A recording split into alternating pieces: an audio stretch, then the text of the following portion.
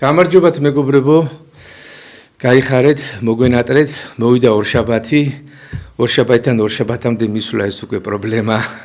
ესე იგი ჩვენ ყოველთვის ვამბობთ იმას, რომ ისე დაძაბულია ყოველი დღე, რომ ესე იგი შეიძლება ორშაბათიდან ორშაბათამდე ვერ მიაღწიო. და ადამიანი, რომელიც თქვა ბაქი ბუქობდა, ჩვენ შეხვედრია ხო ეგეთი ადამიანები, აქეთ გორას წიგნსაკრავი იქით სხვა ყლაფს უზამოთ და ადამიანი ხანდახან არის როგორც გაბერილი ბუშტი და რა არის მოიხედავ და უკვე აღარ არის ამატყოფობით რაღაც გარემოებით გადის ამ ქვეყნიდან და როგორც კვამლი როგორც ნისლი ისე ხარდება მაგრამ ჩვენი დანიშნულება უნდა შევასრულოთ მეგობრებო ჩვენ ყველამ ჩვენი დანიშნულება არის სამშობლოს სიყვარული ჩვენ საყვარელი საქართველოში ვცხოვრობთ და უნდა ვემსახუროთ ჩვენ არა მარტო ოჯახებს არა მარტო სანეთესაო სამეზობლოს ჩვენ კოლეგებს, ჩვენ ქუჩას და ჩვენ ქალაქს, არამედ მთლიანად საქართველოს უნდა ვემსახუროთ და პირველად უნდა ვემსახუროთ აი სიყვარულის განწყობით, მეგობრებო. იმიტომ რომ ჩვენ წმინდა მამები გვეუბნებიან, რომ ბოროტებით, აგრესიით, ავსიტყვაობით, მწარე სიტყვაობით, განკითხვებით და რაღაცა ჭუბით და დავიდარებით არა საქმე არ კეთდება, არავითარი კეთილი არ კეთდება. ამიტომ ჩვენ თუ გვინდა ჩვენ სახელმწიფოს გამოვადგეთ, ჩვენ სამშობლოს გამოვადგეთ, აუცილებლად სიყვარულით უნდა ავისვეთ გულები და ისე უნდა გავიაროთ ერთობის გზაზე. გვიჭირს ერთმანეთთან ხელი ჩაკიდება, ხო? არხანას და ჩანხანას, ესე იგი უჭირს დაახლოება, მაგრამ არავინ არა ვართ წმინდანები, ყველანი ცოდვილები ვართ, უნდა შევთანხმდეთ და განსაკუთრებით ეროვნულ გამთავისუფლებელ მოძრაობაზე ითქმის ეს მე მინდა რომ ვიხილო რომ ყველა ქართველი იყოს მონაწილე ამ ეროვნული განთავისუფლების მოძრაობის და დავიბრუნოთ ჩვენი სამშობლო. მაგრამ როგორ უნდა დავიბრუნოთ ჩვენი სამშობლო?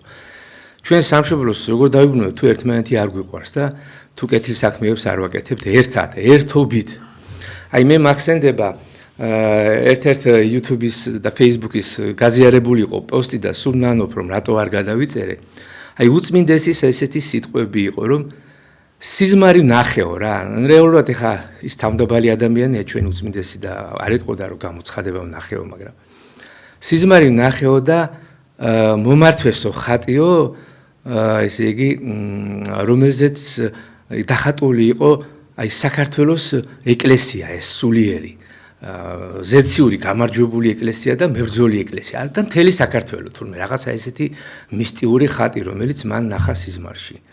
და ეს ისეთი მომხიბლავი, ესეთი რაღაცა გზნობა მქონდაო, რომ ჩავიხედე უსაზღვროდ ეს ხატი, როგორც აი სარკმელი მარადისობაში და აი თითოეულმა ფიგურამ იქ წმინდანის გამოსახულება იყო ეტყობა და ტაძრის და საქართველოს რუკაც იქნებოდა, მე ასე ვფიქრობ ხო. და აი ამან ძალიან ესე იგი მოხიბრა და დიდი განცდა განაცდევინა და მე გამიშთაო ეგეთი სურვილი, რომ გადმომეტრიალებინაო ეს ხატიო. ანუ დამეთვალიერებინაო ყველანაირადო. და ეს საქართველოს ესე იგი აი ამ ხატი გადმოატრიალა მან და ოქროს ასოებით იყო ამოტვიფრულიო ერთ სულოვნება.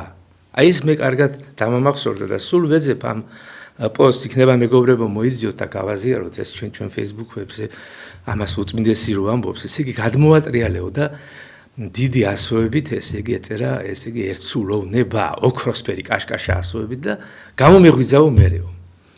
ეხლა ეს რა იყო თუ არა და გამოცხადება მეგობრებო ზეციური გამოცხადება ჩვენ კარგად ვიცით რომ ჩვენი უწმინდესი აქ ესეთი კარგი ხილვები იმიტომ რომ სიყვარულით დავსებული ადამიანია და მით უმეტეს პატრიარქი რო ასეთ რამეს ნახავს ეს მართლა გამოცხადებაა და რა სიგნალია ეს ჩვენს მიმართ ჩვენსკენ მომართული სიგნალი გამოგზავნილი ზეციური გზავნილი რომ ქართველებო გაერთიანდით და ერთ სულოვნებით იპოვეთ ერთმანეთი და გადაარჩინეთ სამშობლო და ამას გვეუბნებოდა სულმნათი ჩვენი წმინდანი სალოსი მამა გაბრიელი რომ ესე იგი ბოლო ჟამსო აი ხა ბოლო ჟამი არის თავზე ესე იგი გვაცვიო ასე ვთქვათ რაკეტები ხო როდის გამოუშვენ იმ რაკეტას და ვის მოხდება ეს რაკეტა არავინ არ იცის ხო და აი იპოვეთო ერთმანეთისო სიყვარულითო და აი ეს სიყვარული გადაარჩენეს თქვენ ოჯახებსო არა ის რაღაცა ტყვია გაუმტარი ჟილეტები არა ის რაღაცა რაკეტები არა ის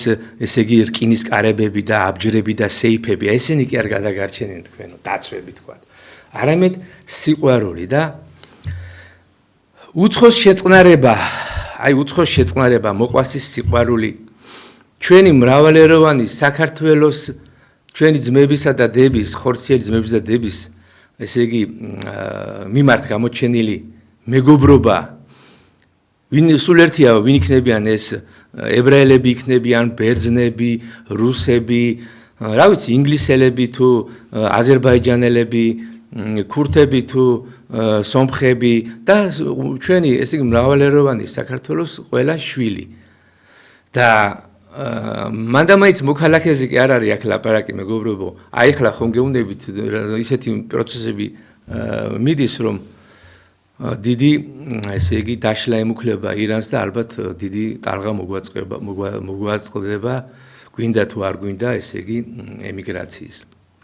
და არის ძალიან ცუდი პროგნოზები ესე იგი რომ ეს საშინელი ემიგრაცია წალეკავსო აზერბაიჯანს, სომხეთს და საქართველოს. მაგრამ ჩვენ თუ ამ ხალხს სიყვარული დახვდებით, ჩვენ სიყვარული არ წავილეკებით. ანუ არის ეს ჩვენი წმინდანების მიერ დანატოვარი ანდერძი რომ შეიძლება გაიქცეს თქვათ მამანი და მამანი ვისაც აბარია ქალაქი და სოფელი, მაგრამ ჩვენი ხალხი აქ იქნება და ჩვენი ხალხი ყველა სიყვარულით დახდება და სიყვარულით მიიღებს. აი ამ ზონიდან არ უნდა გამოხვიდეთო მამა გაბრიელი გვეუბნება. ეთყო და იცოდე ეს ყველაფერი. და უცხოდ შეწყნარება, აი რა არის მეგობრებო, უცხოდ შეწყნარება, აი მოდის მშიელი ადამიანი, ტოლვილია ეს თუ გაჭირებული, ჩვენ უნდა გავუწყოთ პური, დავანებინოთ წყალი და რაღაცნაირად თავს შესაფარიც რაღაცნაირად ალბათ უნდა მივცეთ და არ უნდა გავწიროთ. იმიტომ რომ ისევე როგორც ჩვენი ტოლვილები უამრავი მიიღო რუსეთმა და თავის დროზე აი სამოქალაქო ომი ძვინვარებდა და სამწუხაროდ 1992 წლის ესე იგი პროცესები იყო, რუსეთმა ჩვენი ძალიან ბევრი ახალგაზრდა თუ ძველგაზრდა შეიფარა და რაღაცნაირად დღემდე ძალიან ბევრი ქართველი რუსეთში მოღვაწეობს და სხვა ქვეყნებმაც ევროპა თუ სხვა ქვეყნებმა შეიფარეს ჩვენი ტოლვილი მოსახლეობა. აი ეს მომენტებია მეგობრებო, არაფერს არ უნდა გვეშინოდეს, უფალი გვიყარდეს, მე მოუწოდებ ჩვენ საქრისტიანოს რომ ვიაროთ წირვა ლოცვაზე. არ არის კვირადღე, ესე იგი ბოდიში და ლოგინში კოტრიალის დღე, არ არის კვირადღე ძილის დღე, არ არის კვირადღე აბანოში და რაღაცა ესე გასართევ დაწესებულებებში სიარულის დღე. თხილამურებზე კატაობის დღე გუდაურში აი ჩვენი ახალგაზრდობის გასაგონად და რაღაცა ესე იგი კვირადღეს რო ვაწყობთ. დილაზეა ლაპარაკი. მოვიხადოთ ჩვენი ვალი, დავესწროთ ზიარებას ყველა მონათლურზე აქვს ლაპარაკი. ვინც არ არის მზად ზიარებისთვის არ ეზიარება, რა თქმა უნდა, აღსარება ჩავაბაროთ, ეს ყოველთვის შეიძლება და დავესწროთ ლიტურგიას და მე სადაც გვინდა იქ წავიდეთ, ვილოცოთ სამშობლოსთვის, ვილოცოთ საქართველოსთვის. ლიტურგიის დროს უნდა იცოდეს ჩვენმა ახალგაზრდობამ, რომ ამ დროს ზეცა ნამდვილად გახსნილია და ამ დროს შეიწირება ყველაზე ძალიან მორწმუნის ლოცვა, რომელსაც ასე ელოდება ზეცა. ჩვენ უნდა ვილოცოთ საქართველოს გადარჩენისთვის. აი მე მყავს ერთი მეგობარი, რომელიც ძალიან პატივს და სულ მეუნება ესეთ რამეს, რომ აი მე პირველი რო შევალო ვანთებო საქართველოს გადარჩენის და საქართველოს დღეგრძელების სანთეს. ხო და მე ვანთებო აი ჩემი ოჯახისთვის, ჩემი ცოლისთვის, შვილებისთვის, ჩემისთვის, მე ვანთებო რა, მე სხვა სანთლებს, მაგრამ პირველ სანთეს ვანთებ ერის გადარჩენისთვისო და საქართველოს გამთლიანება გაძლიერებისთვის. მაგრამ მეგობრებო, სიმართლეა რომ ეს ლოცვები არ იკარგება. აი ეს ლოცვები რომ არ იკარგება, ეს არის ნამდვილი დასტური იმისა, რომ საქართველოს ირგვლივ მძვინვარებს საშინელი ცეცხლი. შევხედოთ, რუსეთი ომშია, უკრაინა ომში არის, აზერბაიჯანს სომხეთს შორის საშინელი ომი ხდება და ალბათ კიდე რაღაცა ესე ჯვარი წერიათ, მაგრამ აი ესეთი საომარი მოქმედებებია რა პრაქტიკულად. აგერ ირანი, თურქეთი ძალიან არეულია. პრაქტიკულად გრიგოლ ხანძთელი რო ამბობს მსოფლიო ზღვაი აღზრულ არს დანთქმითა მით ძლიერითა. და ეს ატორტმანებული ზღვა მეგობრებო რამ დაამშვიდოს თუ არა და ჩვენმა ლოცვამ და ჩვენმა დიდმა ესე იგი ლოცვითმა შემწეობამ. იმიტომ რომ ნამდვილად ყველაფერი რაც ხდება ეს ზეგარდ მოხდება არა მარტო ესე იგი ადამიანის თავს, არა მარტო პირადი ცხოვრების ჭრილში, არამედ ერის ცხოვრების ჭრილში ყველაფერი რაც ემართება ერს, ეს არ არის მარტო როგორც აი დიელექტიკოსები ამბობენ სუბიექტიური და ობიექტური პირობები. მე მეცინება ხოლმე ამაზე, იმიტომ რომ ჩვენი ცხოვრება და ერის ცხოვრება not up to us არ არის ეს ჩვენზე ბიბლია ამბობს რომ არა კაცსა ზედა არის გზაი მისი არა კაცსა ზედა არის გზაი მისი და მით უმეტეს ერზეც იგივე ითქმება ხო ყველაფერს განაგებს უფალი და ამიტომ გაჭირვების ჟამს განსაცდელი ჟამს განსაკუთრებით უნდა ვევედროთ უფალს საქართველოს დაფარვას და საქართველოს ხსნად არ შეიძლება ამავე დროს ჩვენ ქრისტიანები ვართ სიძულვილი აი ეს ფაშიზმი რაც არის ახლა საქართველოში დამკვიდრებული რასაც ეს ლიბერალური ორგანიზაციები აფინანსებენ, ანვითარებენ სიძულვილი რუსების მიმართ, სიძულვილი თუნდაც ირანელების მიმართ, ქართველების მიმართ. ხო, ეხლა საქმე რაში არის, იცით, უნდა განვარჩიოთ რეჟიმი გასაგებია, კაითალას რეჟიმი არ მოგწონს, პუტინის რეჟიმი არ მოგწონს, ტრამპის რეჟიმი მოგწონთ, მე მაგალითად არ მომწონს. მაგრამ ხალხმა ეპშტეინის ესე იგი ბინადრების, ხო?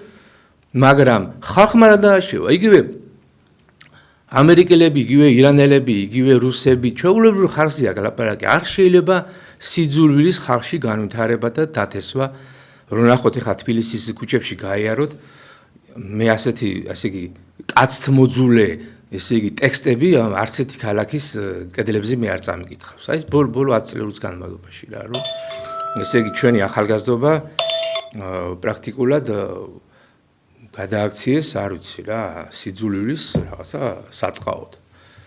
მეწოდება მებრალება ჩემი ახალგაზრდობა ამის გამო, მაგრამ უნდა ვიცოდეთ, რომ ეს სოროსისტული ორგანიზაციები ამას ქადაგებენ. ეს ყველაფერი უკვე გადავიდა ძალიან პირადულში და უკვე გადავიდა ფაშიზმში და მე მცხვენია, რომ დღეს ქართველი, რომელიც თქვათ, იგივე რუსეთში აქვს დისერტაცია დაცული და მისი ყველა ოჯახის წევრები თქვათ რუსეთით სარგებლობდნენ თავის დროზე და ტიტულები და ჩინები ჰქონდათ და კარიერა დღეს იბურთხება და იგინება რუსი ხალხის მიმართ, თორე პუტინის რეჟიმი გასაგებია ეს უნდა გააკრიტიკოს. ასე რომ ჩვენ არ უნდა შევტოკოთ აი ამ სიძულვილში, მე მოვუწოდებ ჩემ ახალგაზრდობას, რომ დარჩეს სიყვარულში, დარჩეს ერთა პატივისცემაში და მივხედოთ ჩვენ სამშობლოს. ეს სულიერ პლანში თუ ასე უნდა ვიყოთ, მარტო ასე ვიყოთ, მეტი არაფერი არ ვაკეთოთ, ესე გულზე ხელი დავიკრიფოთ, არა, მივხედოთ ჩვენ სამშობლოს. როგორ მივხედოთ, მეგობრებო, იცით როგორ?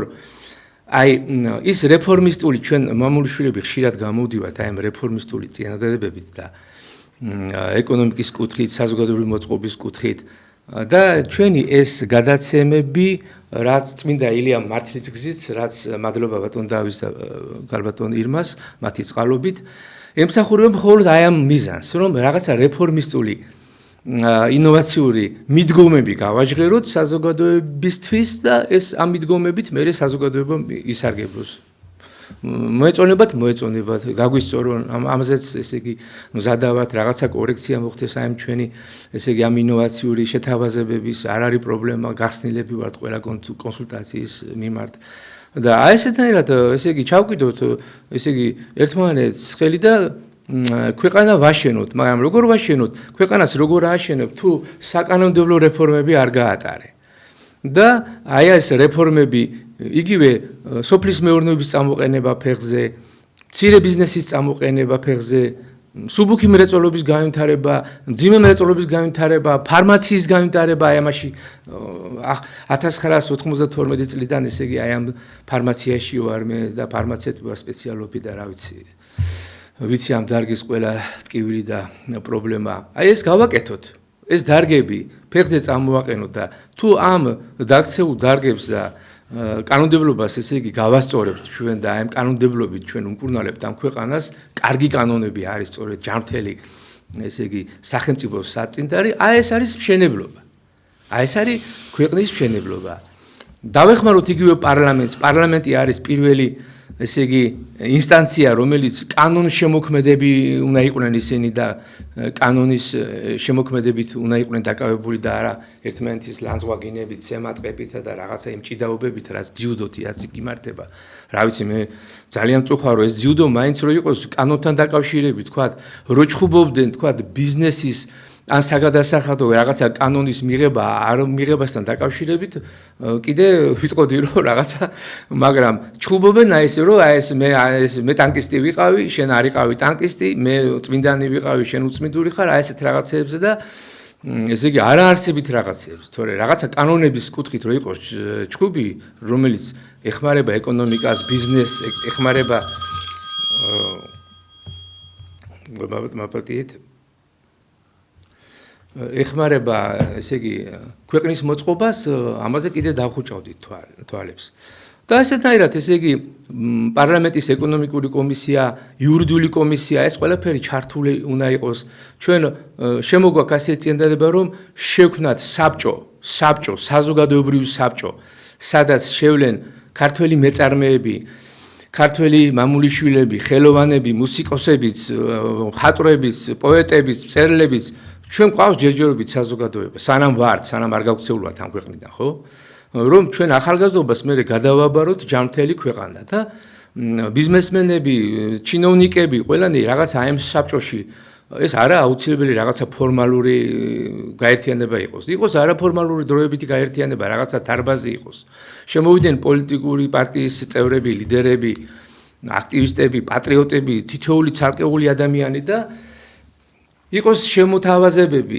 ის კი არა რომ ერთმანეთს რო დაუძახებენ ახლა ეთერში თქვენ გინახიათ რომ აი მოდით ერთობა გავაკეთოთ და მე ერთმანეთს ლანძღავენ და რაღაცა წარსულზე ლაპარაკობენ მე ტანკისტი ვიყავი, შენ ის იყავი, მე წმინდანი ვიყავი და შენ ცოდვილი ვიყავი. ეს არ არის ერთობა.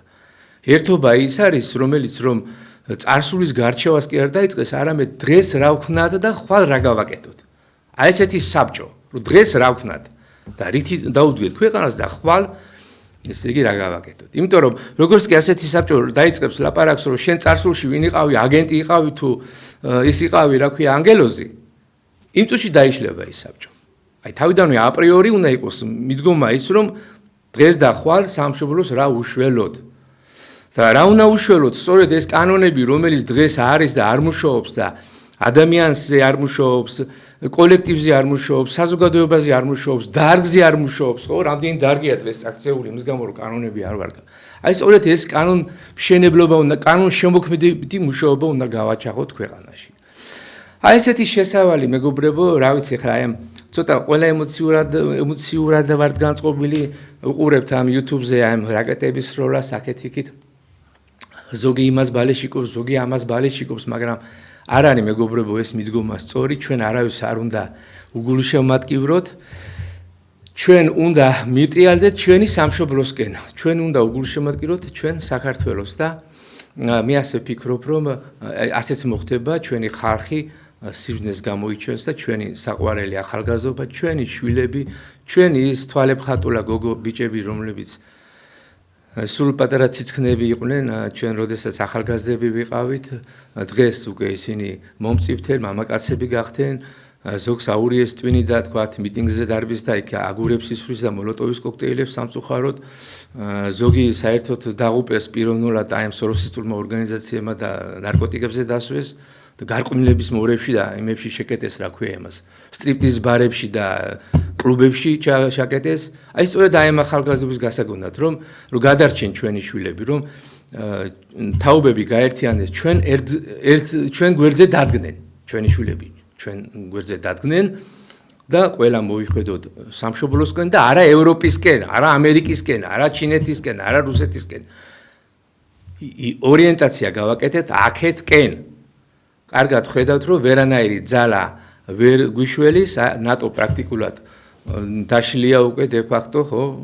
როგორ დაუდგენთ, კარგად იცით, ესე იგი ამერიკას გვერდში ინგლისელები, უკვე ეს მთელმა მსოფლიომ იცის, პრაქტიკულად ყველა შეშინდა, ყველა უკან დაიხია და ის სტატია, რომელიც უნდა ამუშავებულიყო და რა ვიცი, ყველას ამერიკის უცხარი უნდა დაეჭირა, გერმანიას, საფრანგეთს და ინგლისს და სხვა ქვეყნებს, აი ყველანი ესე იგი დუმილით უყურებენ, ესე იგი ამერიკული ბაზების ამოწვას და ამოქოლვას. ასე რომ ნატო დღეს აღარ არსებობს. ასევე ევროპაც de facto დაშლილია. ამიტომ სად მიდიხართ მეგობრებო? მივხედოთ სამშობლოს. გავანებოთ თავი გარეთ ყურებას. ბატონო გიგა რა სიტყვით, ძალიან დიდი შესავალი მომივიდა, მაგრამ გამარჯობათ მეგობრებო. აგერ გიორგი მილაპარაკა მიმოხილვა გააკეთა დღევანდელ დღეს იმ საჭირო ურთო საკითხებზე რაც ხდება დღეს საქართველოში და მსოფლიოში. მართლა ისეთი დრო მოვიდა, რომ გათვლას ვეღარ გააკეთებ ადამიანი რა ხვალინდელი დღისას. როგორც ქვეყნის ამბავში და როგორც ოჯახის ამბავში უკვე მაგდონეზეც არის დასული, იმიტომ რომ დღეს მაგალითად რაღაცა რო გინდა რომ გააკეთო შენი ოჯახისთვის, ხო, ისეთი დრო მოდის ხოლმე მეორე დღეს, მესამე დღეს ისე იცვლება ხოლმე რაღაცეები, რომ უკვე აზრი არ აქვს იმის გაკეთებას. იმიტომ რომ ბევრი რაღაცეები მაგალითად იმის გაკეთებისთვის არ არის მზად, ის რომ გააკეთებ, გადაყრილი იქნება ის დრო და ჩაყრილი იქნება ეს შენი შრომაც წყალში. ამიტომ დღეს მოვიდა ერთი ისეთი კარგი რაღაცა და მე მგონი უფრო დაგვანახა ჩვენ ყველა ჩვენთაგანს, რომ ერთადერთი შანსი რაც გიორგი მილაპარაკა და მეც იმას ვიტყვი, რომ ერთადერთი შანსი ჩვენი გადარჩენის, ქართველების გადარჩენის ეს არის სიყვარული და ერთმანეთთან შერიგება. მე ამას ვეუბნები როგორც მთავრობას და მე პირდაპირ ვამბობ კიდე ერთხელ ვიტყვი, რომ ის ძალიან დიდი სიძულვილი, რომელიც წარმოშვებულია და წარმოქმნილი არის ახალგაზრდობაში, ძველგაზრდობაში, ადამიანებს შორის არის, რომელიც მას დაყოს საზოგადოება, კი არ გაერთიანა დაყოს საზოგადოება, ეს არის ძალიან დიდი დამსახურება ჩვენი მთავრობის. იმიტომ რომ მთავრობა ზუსტად ისეთივე ენით ლაპარაკობს, როგორი ენითაც ლაპარაკობს მაგალითად ის ოპოზიცია ეგრეთ წოდებული, იმიტომ რომ ჩემთვის ისინი ოპოზიციას არ წარმოადგენენ, როგორი ენითაც ისინი ლაპარაკობენ და ზუსტად ამ ლაპარაკში ეჯიბრებიან ერთმანეთს, ვინ არის ცუდი, ვინ არის კარგი, ვის უფრო მეტი გაუკეთებია, ვის უფრო მეტი უბრძოლია. ამაზე ერთმანეთს იბრძოლიან, შენ უფრო მეტი ცუდი გაკეთებული, შენ უფრო ნაკლები კარგი გაკეთებული და მიდის ამაზე ლაპარაკი, მიდის ამაზე პოლემიკა და ჩვენ ნელა-ნელა ქვეყანასაც ვკარგავთ. ხალხიც გაედინება ამ ქვეყნიდან, იმიტომ რომ ხალხს უკვე ამათ ლაპარაკში და ამათ ბრძოლაში, ასე სიტყვიერ ბრძოლაში, ხალხი ხედავს, რომ პერსპექტივა მათ არაფერი გააჩნიათ. მე ლაპარაკობ ჩვენ ახალგაზრდებზე, რომლებიც აი მე პირდაპირ ვიტყვი რა, რომ სიმართლეს უნდა შევხედოთ პირდაპირ თვალებში. რომ ადამიანები დღესდღეობით ახლა მე რატო ლაპარაკობ ამას პირველ რიგში, იმიტომ ლაპარაკობ, რომ ამ ახალგაზრდებთან მე მაქვს ურთიერთობა, ბევრთან მაქვს ძალიან ურთიერთობა. ჩემი შვილებიც აგერ პატარები არიან, ერთი სკოლაში სწავლობს, მეორე წელს ჩააბარა. და აი ამ ბავშვებს რო უყურებ, სულ ამათთან მაქვს ხოლმე დისკუსიაც, ლაპარაკიც, რომ აი რა გინდა რომ გამოხვიდე. ბავშვები ვერ ხედავენ აქაურობაში, აი ამ ქვეყანაში ვერ ხედავენ იმ საყრდენს, რა საყრდენსაც უნდა დაეწყო. მათ წარმოუდგენიათ მაგალითად, რომ საზღვარგარეთ აი შეიძლება უფრო განვითარდე, უფრო კარგად იყო, უფრო, იმიტომ რომ ისინი რას ხედავენ საზღვარგარეთისთვიდან. ხედავენ იმას, რომ იქ არის რა, მაგარ კარგ მანქანას უშვებენ მაგალითად. ტანსაცმელი მაგალითად, კარგ ტანსაცმელს კერავენ. და ჩვენთან რა ხდება? აი ესენი ამით უფრო აფასებენ, აი მაგალითად, რომ ვითომ სასმელი კოკა-კოლა ყველაზე კარგი სასმელია. დღესაც ესე ფიქრობენ, იმიტომ რომ იმაზე რეკლამირებას უკეთებენ. და კიდე რას კი შემოდის საქართველოში, ქართული არაფერი არ არის. და ჩვენ რა არ შეგვიძლია რომ ქართული საწარმო და ქართული პროდუქცია გამოუშვათ. ჩვენ ხო ვიცით რომ საქართველო იყო ერთ-ერთი ყველაზე ინდუსტრიული რესპუბლიკა თელს საბჭოთა კავშირში. საქართველოში უშვებდნენ როგორც თვითმფრინავებს, ისევე უშვებდნენ ტრაქტორებს, უშვებდნენ სოფლის მეურნეობის ძალიან ბევრ პროდუქტს. უშვებდნენ საქართველოს თავისით აკმაყოფილებდა რძით, საქართველოს თავისით ხორცით, ყველაფრით, საქართველოს თავის თავს აკმაყოფილებდა. უზარმაზარი რაოდენობით ჩაი მოდიოდა, უზარმაზარი რაოდენობით ყურძენი მოდიოდა, რომელსაც ჰქონდა თავისი ბაზარი და საღდებოდა. და საქართველო იყო ერთ-ერთი ყველაზე ძლიერი რესპუბლიკა მთელ საბჭოთა კავშირში. ყველაზე მდიდარი ხალხი, ყველაზე დიდი რაოდენობით მდიდარი ხალხი ცხოვრობდა საქართველოში. და ეს პერსპექტივა ჩვენ ნელა-ნელა დაუკარგეთ საქართველოს და დღესდღეობით საქართველოზე ლაპარაკობს სულ ყველა ის ახალგაზრდობათ, რომ თურმე ჩვენ არაფერი არ შეგვიძლია. არა და შეგვიძლია. ბევრი რაღაცის გაკეთება შეგვიძლია, ისეთის, რომელსაც მართლა ბარეორი ვერ გააკეთებს.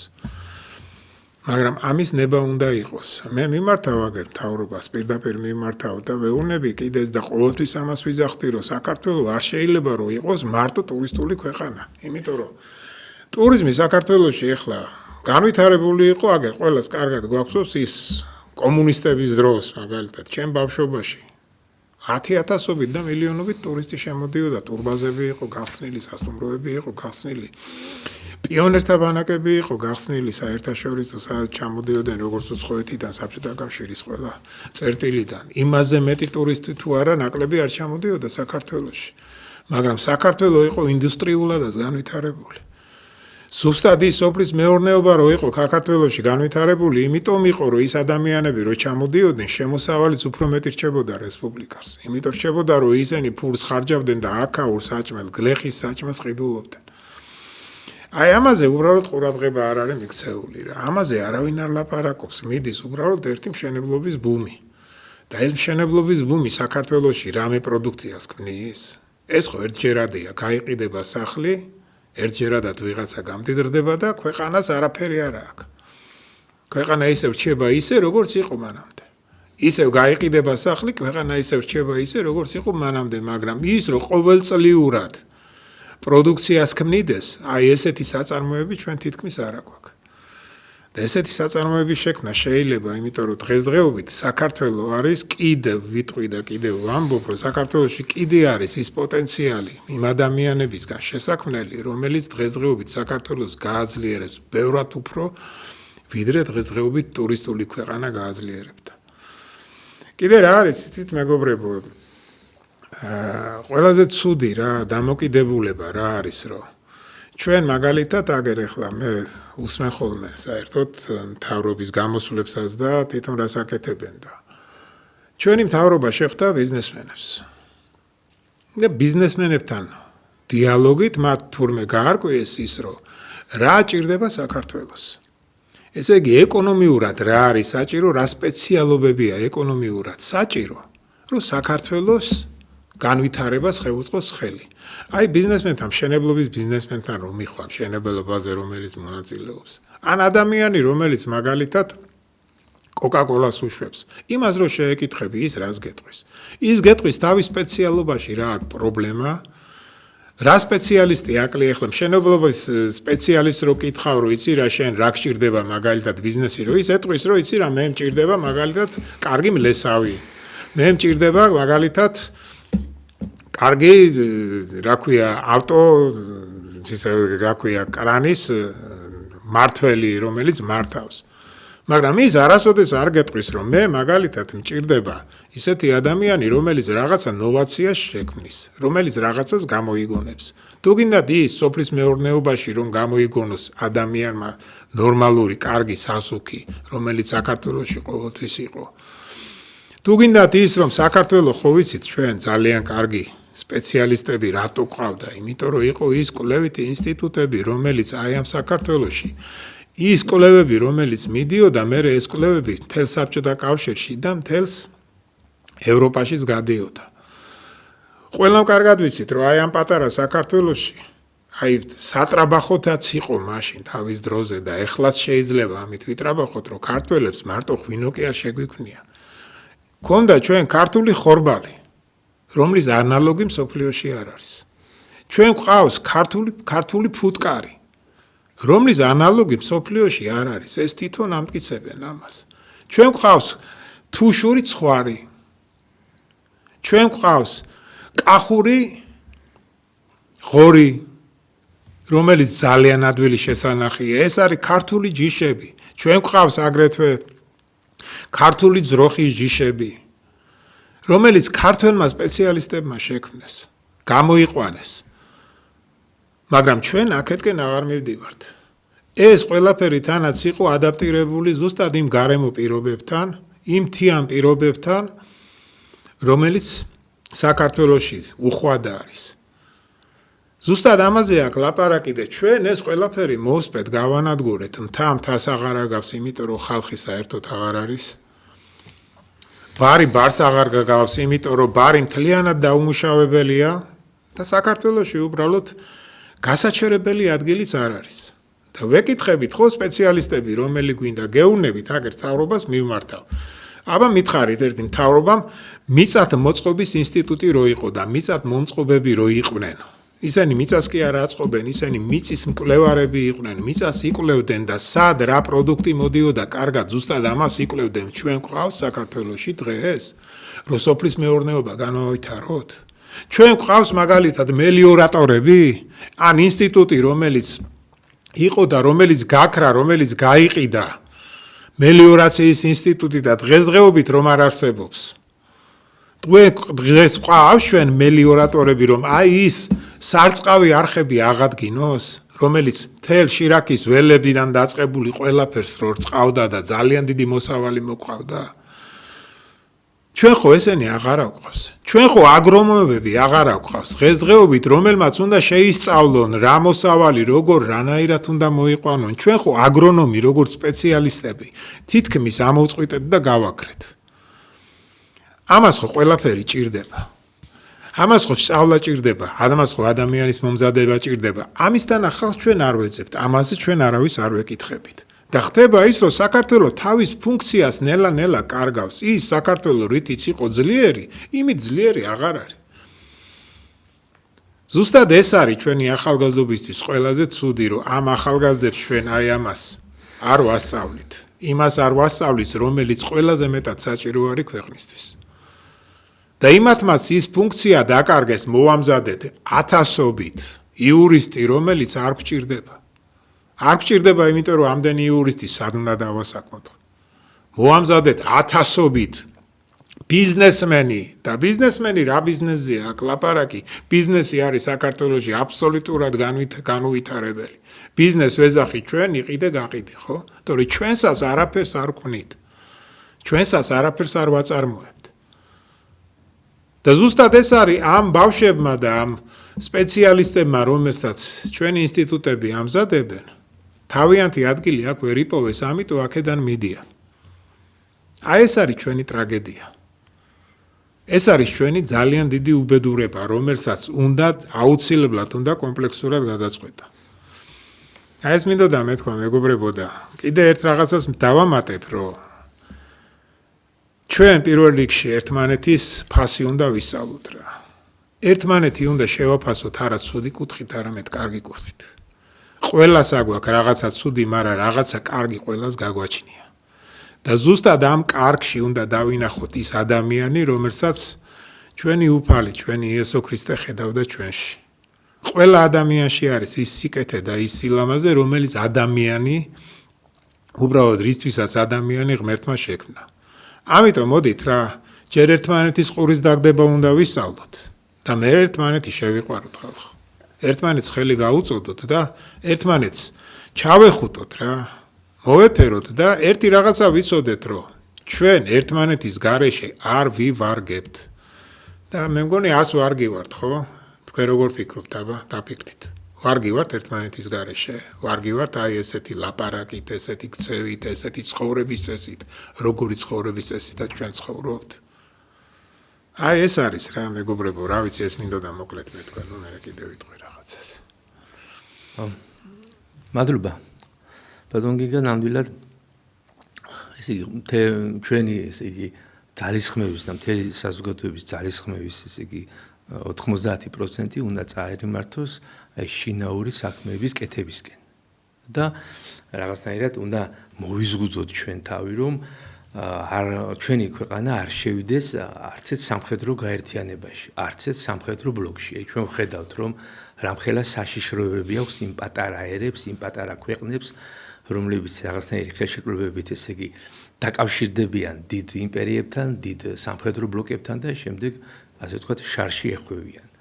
აი ზუსტად აზერბაიჯანის მაგალითი, ბატონ გიგა, აი ბეძზე გადარჩა, ესე იგი აზერბაიჯანი, ალბათ გადარჩება თუ არა ამ ომის ფონზე, ირანი, ამერიკის ომის ფონზე ჩვენ კიდევ არ ვიცით, მაგრამ პრაქტიკულად იქ იყო მცდელობა, რომ ამერიკის მიერ გაკეთებული იყო ის ბაზები, რომელთაც მერე დაარტყავდნენ და დაშლიდნენ, ესე იგი ირანს და მეტნაკლებად რაღაცნაირად ვერ მოასწრეს ისედნაირად გაკეთება, რომ ირანს იქ რაღაცები დაებომბა სერიოზული. ასე რომ გადარჩა მაინც აზერბაიჯანი. და სომხეთშიც პრაქტიკულად ვერ მოასწრეს. ეხლა ხო იყვნენ ჩასულები ამერიკელები და პრაქტიკულად იქაც იყო მცდელობა, იმიტომ რომ სიტუაციები და მოვლენები ისე განვითარდა, რომ დაიწყო უკვე ირანთან ომი და ეს სომხეთში ვერ მოიწყვეს იქ ბუდე, რომ რაღაცა სამხედრო დაწესებულები აეშენებინათ და ისეთნაირად გაემაგრებინათ, გადაექციათ, ესე იგი, სამხედრო ბასტიონად სომხეთი და აზერბაიჯანი, როგორც უკრაინა გადააქციეს სამხედრო ბასტიონად, რომ დაერწყათ შემდეგ თქვათ მეზობელი ქვეყნისთვის. ასე რომ გადარჩენ, მე მგონია ეგენი ჩვენ ძალიან გული შეგვივა მათზე, იმიტომ რომ რამ გაყოლთ ჩვენი საზღვარი ხო პრაქტიკულად ერთი ქვის გადაგდების მანძილზე ვარ დაშორებული ერთმანეთთან. კიდევ როგორ ჩაივლის ეს ომი და დაარტყამენ თუ არა იქ რაღაცა ობიექტებს მე არ ვიცი, მაგრამ ნამდვილად დიდი საშიშროების ქვეშ ვართ იმის გამო რომ ესე იგი არ შეიძლება დღეს რაღაცა ფარული ტვირთების, სამხედრო ტვირთების მიღება, კიდე ღამით, კიდე დღისით, რომ შემდგომ ეს ტვირთები გადასროლილი იქნას რაღაცა საომარი მოქმედებებისკენ. იმიტომ რომ ამას უკვე მოყვება დარტყმა, არაფერი არ არის დამალული და ამით ქვეყანა და ერი გაიწირება. ეს არის დანაშაული ხალხის მიმართ, რომ ხალხის ზურს უკან არ შეიძლება არავითარი სამხედრო მოქმედებები, სამხედრო მიღება, გაცილებები, ტვირთების და რაღაცა ფარული ალიანსების გაკეთება და ჩვენმა ხალხმა, ჩვენმა ერმა, ჩვენმა ახალგაზრდობამ, ჩვენმა ძველგაზრდობამ უნდა გაიაზროს ერთი რამ, რომ არავითარ სამხედრო ალიანსებში არ უნდა შევიდეთ, იმიტომ რომ ეს ძალიან ცუდად მთავრდება, ჩვენ პატარა ერი ვარ და ესე იგი 1 საათში შეიძლება გააქრონ ჩვენაერი ერები აი ამ სამხედრო ტექნოლოგიებით. ეს დღეს არ ჭირს ერთი რაკეტაა უკვე საკმარისი რომ მთელი ერთი ქალაქი გადაიბუროს და კიდევ ხედავთ რომ სულ არ არის საჭირო რომ ბირთვული იარაღი გამოიყენო შეიძლება გესკ მოარტყა აი ეს გესები ეს ყადაღებული გესების მშენებლობა რომელიც კიდე კაი რომ ნამახვანში რაღაცნაირად შეჩერდა ეს გესი იმიტომ რომ პრაქტიკულად ეს ქუთაისის წამლეკავი რაღაცა წყალსაცავი გაკეთდებოდა ქუთაისის ზევით სულ რამოდენიმე კილომეტრში ანუ უკვე ვხედავთ რომ აი ამ გესების აშენება ესე უპრაკონოდ და ესე ასეთი დიდი მასშტაბებით უკვე აღარ შეიძლება მოწყვლადია იმის გამო რომ სეისმო ესე იგი აქტიურ ზონაში ცხოვრობ და იმის გამო რომ სამხედრო აქტიურ ზონაში ცხოვრობ ხო პრაქტიკულად ესე იგი საიდან წამოვა რაკეტები არ ვიცით ამიტომ ასეთი დიდი ობიექტების ესე იგი მშენებლობა უკვე კითხვის ნიშნის ქვეშ არის ყოველთვაში ნორმალურმა ხელისუფლებმა ეს უნდა გაითვალისწინოს აუცილებლად ასე რომ ესე იგი შინაურ საქმეებს უნდა მივხედოთ და რა თქმა უნდა ახლა ადამიანი იზოლირებული არ არის საზოგადოებისგან და არც სოფლიო თანამეგობრობისგან ქვეყანა ვერ იქნება იზოლირებული და რაღაცა გავლენები აუცილებლად იქნება მაგრამ ეს გავლენები არ უნდა იყოს ისეთი ქვეყანაზე რომ ჩვენ ხელფეხშეკრული აღმოჩნდეთ და ჩვენ გამოგვიყენონ აი როგორც ახლა უნდათ ხო ევროპელებს და ამერიკელებს პრაქტიკულად საქართველოს გამოიყენებინათ რა ხელკეტად ვის წინააღმდეგ რუსეთის იმპერიის წინააღმდეგ ვინდა გატყდებოდა საქართველოს გატყდებოდა რა დაგვემართა 2008 წელს კარგად ვიცით ხო და ეხლა გადავრჩით აი რაღაცა ზეგარდმოს შეწევნით გადავრჩით რომ დღეს თბილისის ადგილზე არ არის ძალიან დიდი ორმო მცხეთის ადგილზე არ არის დიდი ორმო და ქუთაისის ადგილზე არ არის დიდი ორმო რაღაცა კრატერი თორე პრაქტიკულად გადავიგვებოდით უკრაინასავით მაგრამ აი ლიბერალური ორგანიზაციებისთვის არ დარჩა ეს გაკოთილად ესე იგი 2008 წელს რომ შევაწყდით ამ რუსეთის იმპერიას ეს ზოგისთვის ესე იგი არ ეყოთ ესა და პრაქტიკულად უნდათ ესე იგი once more ხო გამეორება ისევ ესე იგი აი ამ შეჯახების მაგრამ ვინდა ზარალდებოდა კი მოფხანდით გულს ამერიკის პოლიტელიტას ევროპის პოლიტელიტას გულს მოფხანდით ბედნიერები იქნებოდნენ მაგრამ განვადგურდებოდით ჩვენ ეს 2x2 4-ია და რა ვიცი ამას მე მგონია დამტკიცება აღარ ჭირდება აქსიომა რა ასე რომ მივხედოთ ჩვენ საქმეებს აი მეგობრებო ჩვენ ამას ვიტყვით რომ მამულიშვილები ჩვენი საზოგადოება ხშირად გამოდის ხოლმე ტელეეკრანებზე და გადაცემებსაც აკეთებს და განცხადებებსაც და სტატიებსაც აქვეყნებს და ჩვენი საზოგადო მოღვაწეობის 80% მაინც ეძღვნება აი ამ რეფორმისტულ ინოვაციების გაჟღერებას ეკონომიკაში საზოგადო მოწყობის კუთხით ბევრი გადაცემები გვაქვს ძალიან ესე იგი ჩაწერილი რომელიც მიეძღვნა საგადასახადო რეფორმებს ეკონომიკურ რეფორმებს მცირე ბიზნესის ფეხზე დაყენებას დაახლოებით 20% არის ხოლმე ეს საერთაშორისო მიმოხილვა ეს რაღაცნაირად ვას ვიხდით, რომ ჩვენც თლათ ეს იგი არ ჩამორჩეთ ან მოვლენებს, ჩვენ ყავს ჩვენი მაყურებელი და მაყურებლებს ნამდვილად ვერ ვათქმევინებთ იმას, რომ რაღაცა ჩვენი აზრის გამოთქმის გვეშინია ან რაღაცა ჩვენი პოზიცია რა გვაქვს. ჩვენ გვაქვს ძალიან სწორი პოზიცია, მე ასე ვფიქრობ, რომ უნდა ჩვენი თავი ჩვენადვე გვეყუთნოდეს და მოვაშვათ იმპერიებს და იმპერიებთან ესე იგი თამაშს და ესე იგი ტანგოს ცეკვას, იმიტომ რომ ეს ძალიან ძვირად უჯდება პატარა ერებს. მეგობრებო, აი ძალიან საინტერესო ბოლო 5 წუთი მინდა შემოგთავაზოთ ჩვენი ინიციატივები საგადასახადოს კუთხით. ჩვენ გავაკეთეთ მიმოხილვა, შევისწავლეთ სხვადასხვა მოწინავე ქვეყნების საგადასახადო განაკვეთები და მე მინდა აი ამ მომენტისთვის თქვენი ყურადღება შევაჩერო დღგ როგორ არის ესე იგი სხვადასხვა ქვეყნების საგადასახადო სისტემებში ჩართული VAT tax ხო აი VAT თქვენ რა კრიფოთ ინტერნეტში მე ახალგაზრდების კუთხით რომ ვისფრობენ აი ამ ინტერნეტ Google-ს და სხვა ესე იგი ენჯინებს აი VAT აკრიფონ და ნახონ გადაამოწმონ სწორს ვამბობ თუ არა იქნება ვატყუებთ და არასწორს ვამბობ რა როლს თამაშობს ეს რომელიც ესე იგი ერიცხება შექმნილ პროდუქტს და პრაქტიკულად არის ეს გადასახადის სახე, რომდანაც სახელმწიფოს ბიუჯეტში შედის თანხები და აძვირებს პროდუქტს. ნუ ეს აქ ჯობს ორი ბოლო აქვს, პლუსი და მინუსი, ესე იგი რაღაცა ბალანსი საჭიროა. რომ დავიცვათ, ესე იგი რა თქმა უნდა გადასახმარება უნდა იარსებობს, ბიუჯეტში უნდა შევიდეს ეკონომიკური მოღვაწეობიდან გადასახადი, მაგრამ არ უნდა იყოს ისეთი მძიმე, რომ საერთოდ ჩაიშალოს წარმოება და წარმოება ფეხზე ვერ დადგეს და მომსახურეობა და ვთქვათ პროდუქტი ძალიან გაძვირდეს.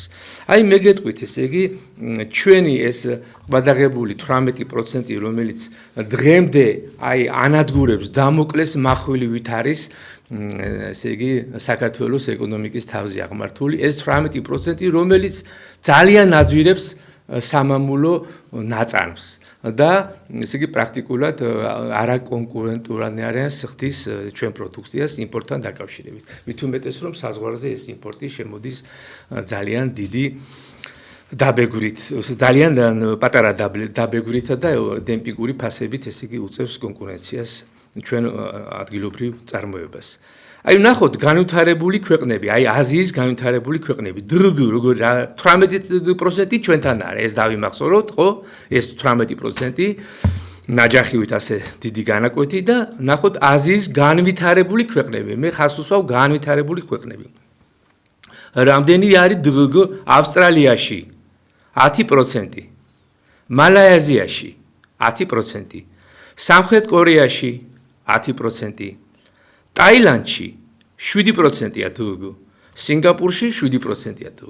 ესე იგი აღმოჩნდა რომ ეს 7%, 10%-ია ეს სწორედ ის არის, რომელიც წარმოებულ ერებს აძლევს საშუალებას, რომ განავითაროს წარმოება და ეს არ არის დიდი ტვირთი აი ამ საგადასახადო კუთხით. ტაივანში, ესე იგი ტაილანდში ხო იყო 7%, ტაივანში 5%. იაპონიაში აბა გამოიცანით რამდენი პროცენტია? 18-ია? არა, მას რამდენია? 5%. აი იაპონიაში რო იყოს და აი ამ ქვეყნებში მე რომელიც აზიის სამგანვითარებულ ქვეყნებში მე რო ჩავთვალე რომ იყოს ეს პროცენტები 18 ხო მათი წარმოება უბრალოდ არ განვითარდებოდა ბატონიკა და აი ასეთი 13 უზარმაზარი ეხლა მე გეტყვით კიდევ აი ჰონგ-კონგში რამდენი არის და ამერიკის შეერთებულ შტატებში რამდენი არის VAT დღგ რომელიც ასე აძვირებს შექმნილ პროდუქტს 0%. აი ამერიკა არის წარმოებელი ერი და 0% აქვს რა.